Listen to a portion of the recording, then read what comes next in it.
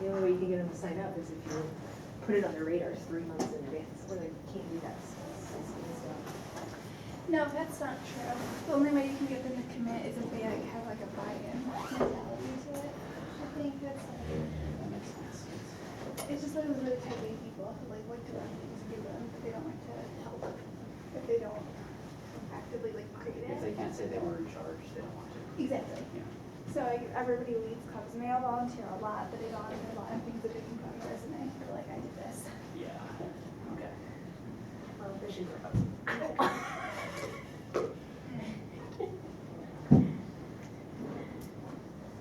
And also, I don't know, but I didn't see any major emails about it from the med side. Everything I pretty much got about it was grad student email list. I don't know what they did. I was, Maybe one email that got lost. So, okay. that's the other problem. Lack of communication. Yeah. So, should be fun tomorrow. We're fifth graders. Yeah, I haven't done a little bit of that. I did them in Webster. Have you done the other kids?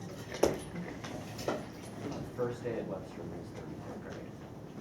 Since then, I've done 4 or 5 sessions of kindergarten first. Okay. So, I've only done it's gonna be different. But they were actually asking the tough questions. Oh, really? And I was like, yeah, so I heard that different methods are different receptors in their eyes. So like, how do you know if someone is in color? Or even like, I'm not really sure, but I'm just like,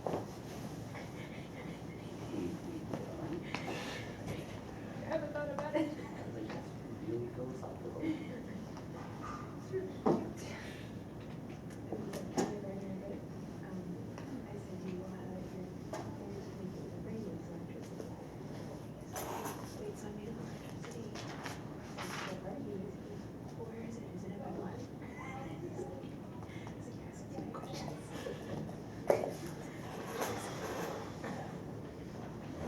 We need to actually get that fit into one of the sections. So it doesn't just I can't use it tomorrow. Hey Frank, how's it going? Whenever I ran out of time, Let's go. Yeah, same here. Slowly, but surely. who do I think this paper is? I'll do it sometime. 6 pages. Yeah, it's not bad. I just don't really know what. Do it the Do you want? Yeah, they're questions. I saw that, yeah. I think this week I've been tunnel vision. Yeah, I've been like that for like 3 weeks. I'm barely hanging on. Like remembering things last minute. Yeah. This is due. This is happening in 20 minutes. It's like, I'm keeping it together, but by a very thin string. It's barely there. I didn't actually mean that. No, I remember that. I'm crying. I could do early notes tomorrow. Like 4:30 or something. Oh yeah, she should let me in Friday. Yeah. See what's about the early. Plus having just Are you guys coming on Saturday? Oh, Molly, you too. I don't think Katie had your email. I haven't done anything about it. What?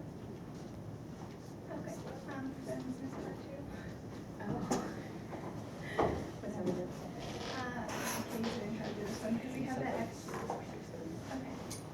And we have that extra turkey in the freezer, so we can defrosting it now. So it cost money last time. About an extra drink. Well, okay, no, it was my fault. I thought we could defrost turkey and like, and we cannot defrost turkey in a day. So we had a 23-pound turkey in our freezer since like January. And we needed occasion to cook it, and this was like the first weekend that we were both in town, and it was a good weekend. So Saturday is Friends Festival too. Did you get the email? Yeah. Okay. And you guys should come. Because 23-pound turkey is meat.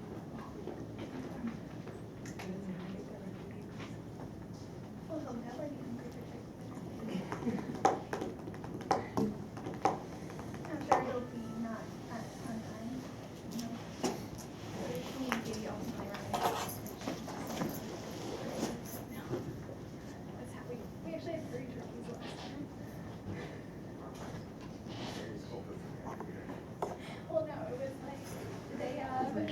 like 11 in the morning, and I went to the house. I was like, oh no, what do we do? So like, Katie and I were like, oh, we can just get the bathtub. And we're like, yeah, because it'll still take 12 hours of cold water. So then we're like, wow. And then put in, so we tried that for a minute, and then we're like, That's a whole turkey in the microwave. You didn't take this turkey that you like put in the bathtub and then put it in the microwave and like, So again. well, it was never defrosted at all. So it still remained frozen. So then it was fresh for like a minute, and then it was in the freezer for like 8, or in the microwave for like 8 minutes, and then we got it. But just to be sure it wasn't cold. What are you doing? I like saying it. I'm gonna go and talk to her about our first year exam, the slip that she sent us. Oh, What are we supposed to fix put it. for a research topic? Is it like a research area? It's broad or narrow as well. I think we like talk about it. Yeah, because I'm oh. Pretty good. I don't know what to do. I can't say ultrasound in particular. I don't know. You need to be specific. You need to think about What I told is you want to try to be as specific as you can. Then you'll get something from like field, you know. Okay. So if I put like drug targeting and delivery using application-based ultrasound, would that be helpful? Yeah. Don't just put like drug delivery and whatever. Ultrasound, because they could give me like all those equations and I have no idea what I'm doing. Yeah. Okay. I was talking to Doyle about it. Yeah, because Kathleen is like an imaging person. She said the biggest thing that they do with method analysis. is that they ask you how the machines work. Not just the math behind it, but how they work. Each like, conditions are repeated. So he's said gonna to be love able to like, The yeah. monkey doesn't finish the task. Yeah, so if you use So I want to them, plot the significance so of they the said two that there's one curves person as a function of how many repetitions the trials and then so they said that to they detect didn't know. if there's any Try to do the repetitions that Still are coming low in, or or have is this- significant p-values. Is everyone here? I feel like numbers have dwindled, but maybe. But anyway, is everyone here who's going to come? I guess that's a hard question to ask. Anyway, let's start. Anyway, well, first of all, I want to say a huge thank you to Dan Cole for having done the 2 computer practicals while I was away, and and also I did get feedback from a bunch of you that doing more of this kind of hands-on stuff was on people's wish list. So thank you, Dan, for helping to make people's dreams come true. And, no, I really appreciate that very much. In fact, I think actually, we need to do more of that. So I'm guessing that probably some kind of questions came up from those sessions. But maybe you were able to ask. Were people asking you quite a lot of questions during the sessions? Some. Okay. Well, our job is to answer your questions and to help you with anything that's unclear. I mean, I guess that was kind of fairly, by necessity, because you have to kind of go through all the steps one at a time for that kind of thing. That was fairly introductory stuff. But I mean, I think probably the key message is, just kind of what it's like to pull in data, enter onset times, see what activation looks like. And you also got to have a look at kind of the difference between more sort of overlapping and more non-overlapping types of activation for different conditions, right? So was that kind of a relative? That's sort of one of the key themes of the course, is that if there's a key theme. Was that kind of stuff fairly clear? Okay, well anyway, if it isn't, please let me know. So talking of things which are not very clear, so to those of you who sent me your kind of draft first 3 sentences, thank you very much. I know that not everyone has sent me it, and my impression is that this is something that people are sort of struggling a little bit with, and that's entirely reasonable, because it's not an exaggeration to say that if you can figure out your answers to these 3 questions, and I'm not kidding you, that really does involve doing, if you figured out decent answers to these questions, you really have done a very big chunk of the intellectual work of your project. I mean, obviously, there's a lot of fleshing out involved, but the fleshing out is in some ways much easier once you've figured out what it is that you're trying to flesh out. So I'm not in the tiniest bit surprised or concerned or worried if some of you are finding this a little bit difficult. And if you are, it's my job to help you through that. But the very fact that these look like simple questions actually kind of makes them more difficult questions. So anyway, so don't worry if you're finding that difficult. And also another thing I wanted to say is, you are not locked into if these are these do not therefore ever after have to be without further modification the opening sentences of your project. I mean, they can be, but these are just draft things basically to kind of help you to clarify your ideas. So does anyone feel like, well, I know some of you sent me an email about this, which I'm in the process of replying to, but does anyone feel like these, there's kind of aspects of this that aren't clear, or that you'd like to chat about, or that you... Oh, by the way, I'm suggesting these because I think that these are useful ways to think about and formulate a problem. But I do not also for 1 minute think that this is the only way in the world to formulate a problem or to state about it. So if you think, I've decided that there's a different set of 3 sentences I think would be much better, and here's what they are, and here's why I think they're better, then that's fine. If you can say what your reasons are.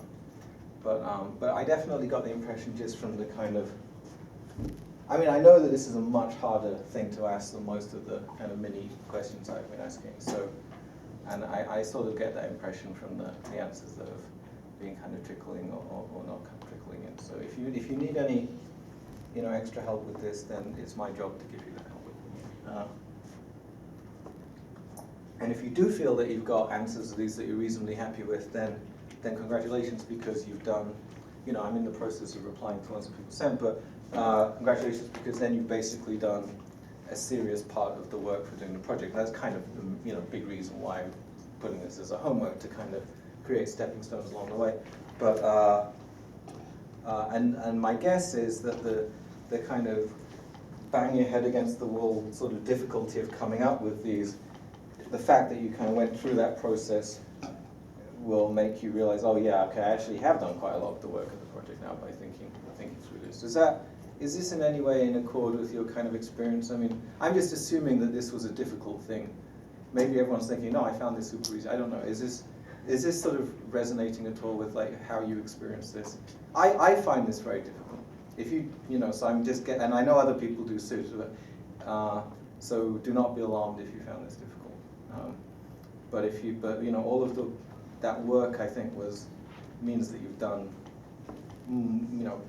a lot of the bigger thing of the entire project. And I genuinely believe, and I hope that this is also a transferable skill. So even if you decide you never want to do anything to do with the neuroscience or fMRI or anything like that ever again, you're always going to be trying to kind of break through people's attentional bottlenecks, right? That's like communication. The challenge of the world is there's lots of people shouting and you can't hear them all at once, right? So you've got to kind of break through that attentional bottleneck and really kind of getting right to the heart of the matter and expressing it as concisely as you can, and sort of telling people the most important things first is a way of breaking through that bottleneck. So I think hopefully that would be useful in other domains too. So any questions about that? Well, okay. Well, anyway, please ping me. I can meet with you. If I haven't replied to your email about this yet, I will do very soon. Okay, so we were talking about attention prediction, predictive errors. We didn't really finish that, and we're going to talk a bit about adaptation fMRI. So these are all different ways of trying to get a handle on this kind of central question of how is the brain representing stuff about the world, right? I would say that that more than anything else is the question that cognitive neuroscience, that cognitive science tries to deal with. There's this world out there, and somehow, amazingly, we are able to survive and deal with it reasonably well. And we do that by representing stuff about the world and processing those representations and a lot of people would like to try and understand how that works, and there's an awful lot that we don't understand, but we do have some handles on some aspects of it, enough to kind of, hopefully suggest interest in new directions. So one theory is, well, the brain represents everything in terms of predictions and prediction errors. And it definitely represents some things in terms of prediction and prediction errors, and these, this we did look at last week. These dopamine neurons are like the classical example. I mean, I say classical, this was actually discovered really not that long ago, I think in the 80s, late 80s. But this is like as good an example as you will ever find of the brain representing predictions and prediction errors. And this has triggered huge amounts of work, some of which you guys work on. But there's a stronger claim, and the stronger claim is that not only does some aspects of the brain, especially say the dopamine system, represent prediction errors, but this is a fundamental way in which the brain as a whole represents the world as a whole. Now that's obviously a much stronger claim, and that's very it's a very interesting claim. If it was true, then it would be extremely important, and it might be true in some regards. It might not be. This is a very open question. So this is the predictive coding idea that really goes back to Helmholtz. And it's the idea that you've got predictions that are given as feedback. There's some difference operation saying, what's the difference between what I predict and what's actually coming in? And then whatever that difference is, that gets passed forward. So that has the implication that if you're expecting something to happen and it does happen, then that should sort of null out the activation down here. Then you're subtracting 2 equal. This is like the equivalent of you're expecting a birthday present and you get a birthday present and you're like, well, okay, thank you. So maybe the entire brain is wired up like that. And if it was, that would be a very elegant and simple and efficient way of representing the world. The brain is under no obligation to, and this is why science is difficult, right? The world is under no obligation to fit with our pretty and elegant and appealing theories, but sometimes it does, sometimes it doesn't. So one thing that's kind of one of the real objections to this idea is, well, hang on a minute.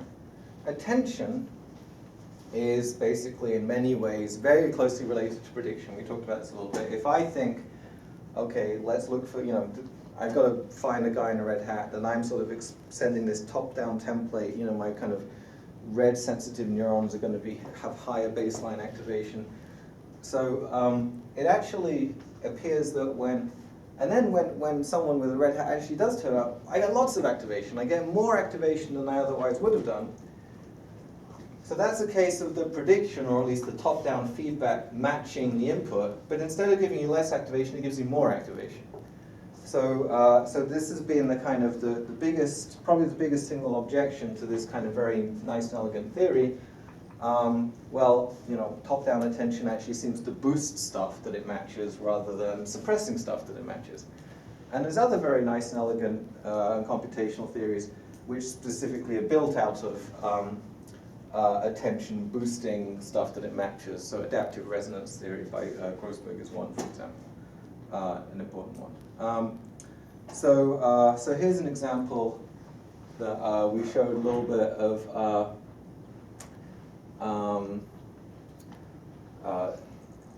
greater activation when something is, when you have this greater pre-stimulus baseline activation when you have this expectation that something's going to come in. This is from some work by Sabina Kastner.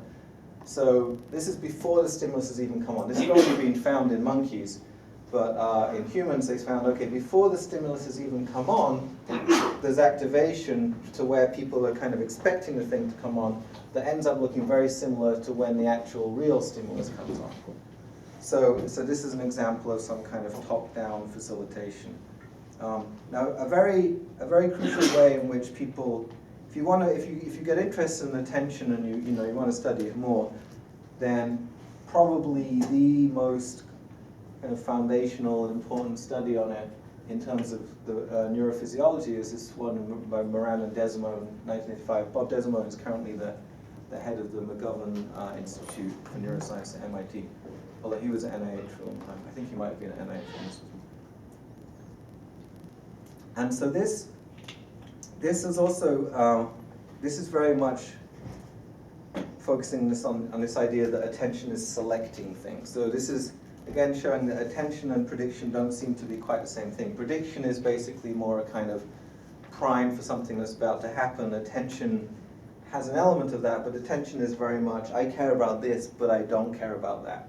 Okay, it has a kind of exclusionary aspect as well. So remember we were talking about receptive fields. We were talking about the receptive field of a voxel, the receptive field of a neuron. So here's a receptive field of a neuron.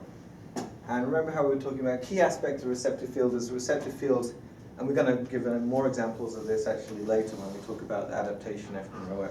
So neurons have preferred stimuli. So there's particular stimuli, that especially sensory neurons, that if a neuron is tuned to that, that's the thing that makes the neuron really likely to fire. So, a face-selective cell, you show it a chair, it doesn't really fire. You show it a face, it fires a lot. But some cells which even are selective to like particular viewpoints or particular faces. Here's an example of a cell that responds to much more simple stimuli. So this one that really drives it is called the effective stimulus. This is kind of a little bit low contrast. Can you see there's like a light gray bar, horizontal bar? Yeah. Is that showing up in these? Yeah. Maybe I have to hit the lights a bit more. I guess you can see that. Okay.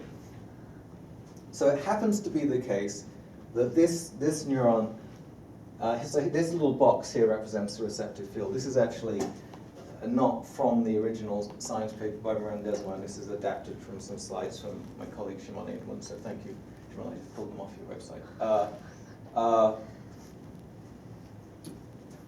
So this neuron, the receptive field, it's got two stimuli in its receptive field. Okay? One of the stimuli is the one that, if that was just presented on its own, the neuron really likes that stimulus. This is going to make the neuron fire a lot. That's the effective stimulus. The other one is a stimulus which this neuron doesn't happen to like at all. So, I guess this neuron likes horizontal bars, horizontal gray bars, and not vertical black bars. This one doesn't really make it fire at all, but they're both in the receptive field. Okay? So this neuron has a mixture of the effective stimulus and the ineffective stimulus both driving it at the same time. So in fact, it's going to kind of respond at some intermediate level, right? Because it has some stuff that it likes and some stuff that it doesn't like. But then, if you get, the crucial, almost all attention studies are like this. You don't change the physical stimulus at all. You only change what's happening inside the head of the observer. Okay? So the exact same bars are present on the screen, receptive field in exactly the same place, like this point here represents the fixation point. But now the monkey is attending to one bar or attending to the other bar. And that's what this little kind of ring represents. This is not actually on the screen, this is where the monkey is attending to. And if you say, well, how do you know the monkey is attending to that? Well, the way that's done is you make one of these stimuli task relevant and the other one irrelevant to task. So, and the monkey actually does better at the task when you've told it to attend to the relevant one, and worse when you've told it to attend to the irrelevant one. So these instructions are really making a difference. So what happens when the monkey attends to one stimulus but not the other? What in effect happens is, from the cell's point of view, it's as if only the attended stimulus exists and the other ones just disappeared. Okay? So if the monkey attends to the effective stimulus, remember when they're both there, it has this sort of this cell has this sort of intermediate response because it's got a mixture of good stuff and bad stuff. When the monkey attends to the effective stimulus, the one that drives it a lot, the stimulus fires a lot, as if this stimulus wasn't even there. When the monkey attends to the ineffective stimulus, the cell hardly fires at all, as if this good stimulus wasn't even there. So you see there's this sort of, this is referred to often as an on-center, off-surround nature of attention. There's this sort of selecting and excluding aspect. Okay, so this is, if you get interested in the kind of neuroscience of attention, this is the kind of probably, there's actually a lot of important work, but probably the most important behavioral work is that Posner task that I was showing you before with like different types of cues, the kind of stimulus-driven cue and the goal-driven cue, the arrow. And probably the most important neurophysiological study that triggered a lot of subsequent work is this one of the attention in effect sort of makes it as if the receptive field is only looking at the attended stimulus. And so there's actually Pt.1 describes this as the idea that these two stimuli, the good one and the bad one, are sort of competing with each other. And attention comes and biases that competition, so the one that's attended wins the competition, and it's as if that's the only, it's like winner take all, it's as if that's the only one there, and the other one's just gone. So, so we talked a bit, so this is actually, a week ago now, but we were talking a bit about what prediction is, a bit about what attention is, and then some of this more recent work has asked this interesting question of, well, can we actually pull these apart? They look very related to each other. Can we pull these apart? And can we actually test these ideas with fMRI? Right? So this is there's a couple of reasons why I'm trying to highlight this work. One is because I just think it's interesting. Another is because some people I'm working with, Dave Kleinschmidt and Florian Jäger, are very interested in this, and we're kind of discussing these ideas a lot. And another is because I think it's just a nice example of trying to use fMRI to actually access something about representations. And this is also one of the things which I hope you're going to try and which I hope I'm sort of inspiring you to kind of think about, try and aim at in your projects, which is, it's just not really that sufficiently interesting. It might be a good first step, but it's not really sufficiently interesting anymore just to say, let's see which part of the brain lights up. What we really want is to use that as a means to the greater end of trying to figure out how is the brain representing the world. So here's a question, there's these two different things, attention and expectation. Can we pull them apart a little bit? Can we figure out how the brain might be actually encoding the stimuli in that way? Now, can you see this? Let's see. The gradings, yeah, you can see. Can you see this? There's this little kind of like little stripy thing here. Okay. So this is from that Koch and DeLange paper that was one of the readings. This is a reading from last week, but I'm going to get onto the adaptation stuff in a minute. But this is an interesting design. I think it's trying to do something very difficult. Okay? It's trying to pull apart two extremely similar things. A lot of interesting experiments.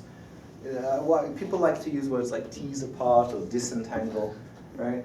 But it's difficult to do this, right? Because if I say, pay attention to red stuff because you're about to look for a guy in a red hat, I'm immediately giving you an expectation and a prediction as well. So it is not easy to pull these apart. Okay, so here's how they try to pull them apart, and you can decide for yourselves, and we can discuss that if you like, the degree to which this task actually succeeds in doing that. But I think you've got to give them a lot of credit for trying to do something that's not easy. Okay, so here's the instruction. In the following block of trials, stimuli will likely appear on the right. So this is giving people expectations. This is the prediction cue. Now you might say, aha, well that means they're immediately going to start attending to the right. Right? That's kind of what you would expect. Remember the Posner task? It's like you have an arrow pointing to the right, which is the thing that makes people attend to the right. So this is just like an arrow, sort of like an arrow. Well, maybe it isn't. Maybe it is, maybe it isn't. We can discuss that. Okay. This is a bit like an arrow pointing to the right, and it is giving people this information, which, by the way, may or may not turn out to be true, but that's at least what you're telling the subject. Stuff is going to happen on the right. So they're arguing that this is a prediction cue, not an attention. Okay. Now, here's the bit where it starts to be the attention cue. Remember, attention is really task relevance. Okay, is a good way of thinking about it. But that's at least part of it. So if it's related to the task, it's going to be something you're attending to. If it's not related to the task, it's going to be something you're not attending to. So then they give this other instruction. They say, only perform orientation discrimination. So you see there's these this grating, this kind of patch of lines here. You have to decide, I think, if they're pointing a bit more to this way or that way, I think. Okay. Only perform orientation discrimination if the task appears on the left. Right? And that's one of these arrows pointing to the left. This is really like the Posner arrow. Okay? So this is this interesting thing they're attempting to do here, where they're saying, well, we're going to try and make people pay attention to, attention and prediction are usually in lockstep together, but if we think they're actually different things in the brain, we've really got to try and pull them apart. So let's get people to be predicting stuff on the right, but attending to the left. Right? Now, and I genuinely don't even know if there's a better way you can do it. I mean, maybe you guys could think of one, but there probably is, but I can't think of one off the top of my head. But this is a brave attempt to try and get people to predict stuff on one side and attend to stuff on the other side. Okay, so here's an example. So you've just told people, aha, the stimulus is going to appear on the right, but only perform the task if it appears on the left. So then the stimulus does actually appear on the left. So people are like, oh, I wasn't expecting that. I was told it was going to happen on the right. But given it's on the left, I guess I'll do the test on it. Okay? So this is like attended but not predicted. That's the idea. If you accept that you're not also making people pay attention by doing this. I mean, you can see that they're trying to set up.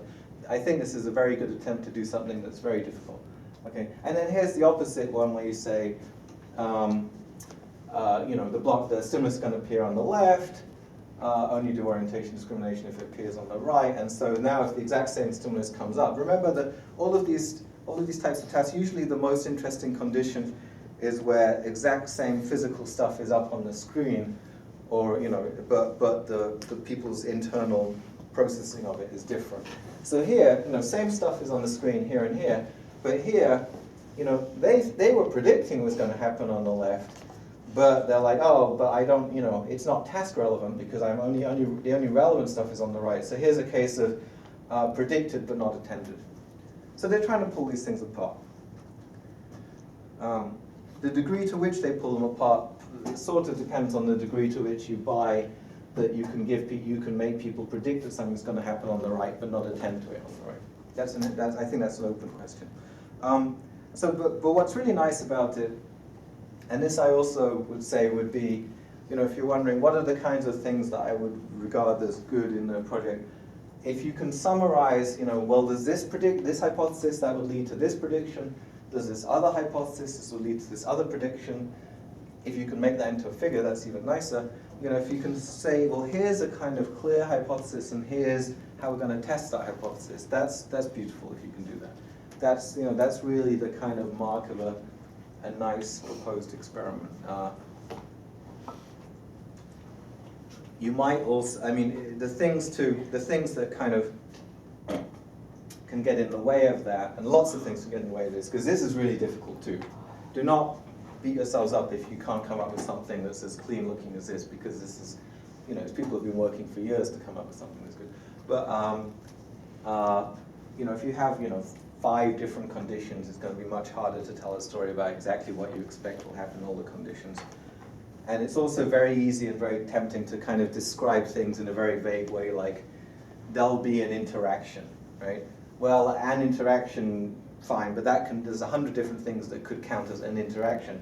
But that's where the figure can actually be handy, that you say, not only do I think that there's going to be an interaction, but it's going to look like exactly this, right? This type of interaction, not any of the other 15 other types of interaction that one might imagine. Okay, so here's 2 different hypotheses. So one is, so remember there's this idea that if you predict something, according to this predictive coding view, there's this idea that predicted stuff produces less activation because it sort of gets nulled out. If the prediction matches what actually comes in, you subtract them and you end up with pretty much 0. So predicted stuff should have less activation, but attended stuff, but there's this separate, just opposite thing happening called attention. And attended stuff, when you attend things, it just makes more activation, and these 2 rival sort of independent forces just push against each other. So everything that's predicted always has less activation, the green bars are always lower, and everything that's attended, these right-hand ones here, always has more activation than anything that's unattended, this left-hand stuff here. So this is just a nice, clean, graphical illustration of here's what one hypothesis would say. Now, you might not agree with the theoretical basis of it, but that doesn't matter from the point of view of just, what's a nice way of illustrating an experiment. Okay, here's a different hypothesis, that instead of attention prediction just being these kind of 2 independent things that sort of push against each other, that they actually interact with each other. And here again, just the phrase they interact could mean anything, but this picture shows exactly what specific type of interaction you're predicting. So So in the unattended case, they're predicting, well, you're just going to get the usual thing happening, usual predicted coding thing happening. The predicted stuff, the green things, have less activation.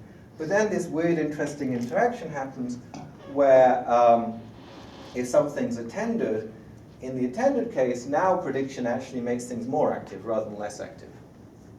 Now they have a whole story in the paper about why they think this would be the case, and it's to do with attention increasing the precision of prediction errors and stuff like this. I mean, you may or may not agree with that, but it's a nice illustration of these are clearly two different ways in which attention and prediction could be going on in the brain at the same time.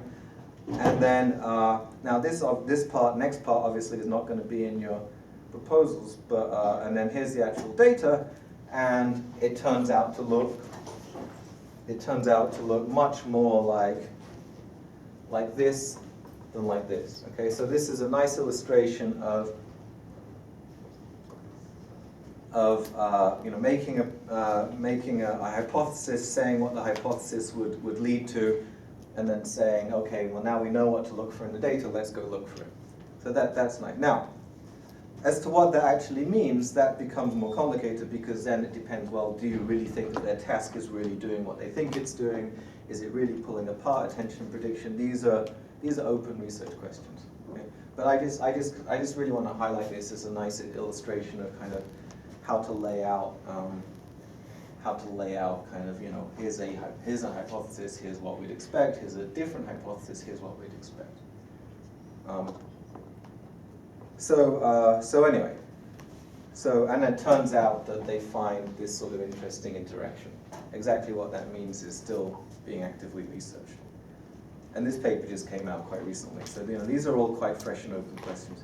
So there's another nice study. This was also one of the readings to say that looks at this idea. I think this is a very, very cute study. Actually, I mean cute in a good way. Of showing that top-down feedback, and this interacts with decoding, which is obviously one of the big themes of the course. So the idea that information is being fed back from a higher area to a lower area. And this is the kind of stuff that I'm talking with Dave and Florian about. So can you see this is a picture of a banana, a kind of gray picture of a banana? I don't know if you can see that. It might be too small. Okay.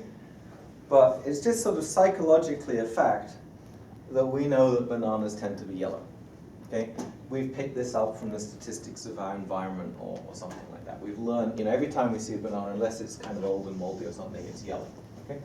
So even if you see a grayscale picture of a banana, your brain sort of knows, aha, that's a yellow banana. Now the question is, there's different ways in which the brain can represent that information, right? This is all about how does the brain represent things. It could be that some high-level area just sort of says, yep, it's yellow, and just sort of, ticks a little yellow checkbox, okay? Or it could be that right down in the kind of early visual cortex, the parts of visual cortex that actually literally pick up color in the world, that maybe some signal comes down from high up. This, whatever part of our cognitive machinery knows that bananas are yellow, when you're looking at a black and white picture, it's not your retina, right? There's no color coming into your eyeballs, it's something higher up. Okay? So something higher up says, aha, not only am I seeing a black and white picture of a banana, but I actually kind of know that that's yellow. And then your brain might send down this sort of top-down signal. You don't have to believe in predictive coding to think that a top-down signal will come down. Lots of theories suggest that a top-down signal will come down that says, there should be yellowness down there.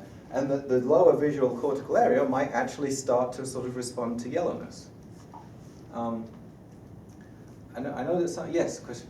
They're a part of the cortex that respond to different colors. I mean, you can look at an fMRI and see what color they're looking at. Mm-hmm. Huh. Yeah, in fact, actually, that was one of the when we were talking about the voxel receptive fields model. One of the examples was this Brewer and Heger's paper where they actually have a color model. So, for instance, area V4 is like a color responding region, and there's some other regions there, but that's probably one of the main ones. And I think, I'd have to check, but I think they probably did their decoding in V4 in that one. So yeah, there are regions that respond to colors. And in fact, in that paper they actually measured the color tuning Right, of right, but I'm saying like across humans though, is it like if this area within V4 is lit up, that means they're looking at yellow? And I guess well, this is the key thing. This would mean that they're looking at color. Okay? Oh, yeah, so the mere okay, presence of activation, this is the key difference between sort of decoding and just seeing like, you know, an increase in intensity. So this color sensitive area, well, I mean, V4 is responsive to lots of things, not just color, it's responsive to high level form as well. But this area, okay, all different colors, no matter what color you're looking at, if you're looking at, you know, you're going around, I don't know, Matisse exhibition, you're seeing all these different Matisse paintings, and they've all got lots of colors, okay? They're all going to be lighting up this this area. By the way, there's one opening actually in the Memorial Art Museum like next week, but that's irrelevant. They're all going to be activating this area, but different colors are probably going to be activating it in slightly different ways. So when they look at the banana, you know that they're seeing color, but not necessarily yellow. Exactly. Okay, so this is where this study is kind of a cute study, and this is quite new. This came out in 2013. Okay, so this is nice. Okay, so that's a very, very good question. That really gets to the heart of it. So the question is, so notice, I don't know if you can see this, but there's different types of fruit being shown here, and each of these different fruits